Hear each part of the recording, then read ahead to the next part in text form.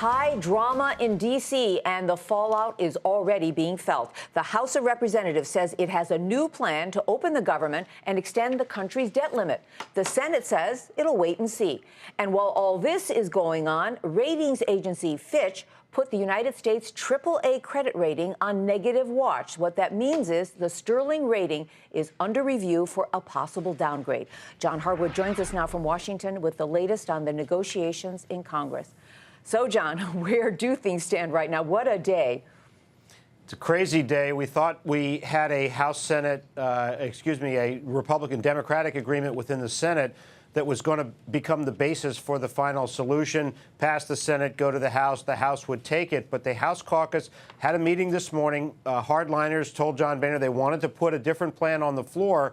They've come up with one. They plan to vote on it later tonight, but it is not at all clear that that's going to pass. Some of the outside organizations representing the hardline conservatives are urging no votes. If that collapses, then we're back to Reid and McConnell, and we'll see whether they can have a deal and move it through in time to avoid default. What are the elements of the sort of embryonic House plan? The House plan would extend government funding, reopen the government immediately, extend funding through December 15th. It would raise the debt limit to February 7th. That's the position that was in the Reid-McConnell compromise.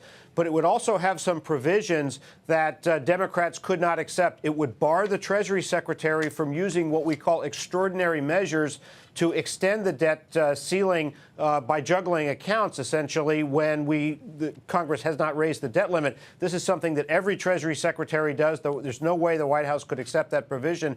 It would also strip members of Congress, members of the cabinet, and their staffs of the employer contribution to their health benefits. This is an attempt to embarrass Democrats by saying you would be protecting special subsidies for staffers and members of Congress. But actually, the staffers and members of Congress would be the only people under Obamacare who would be forced to do without those subsidies. And so both of those are seen as poison pills by Democrats. And Reid and McConnell still have to come out with their plan, and we'll see if they can pass it through the Senate. All right, John Harwood, thank you very much. We will wait and see whether there's a vote tonight or not.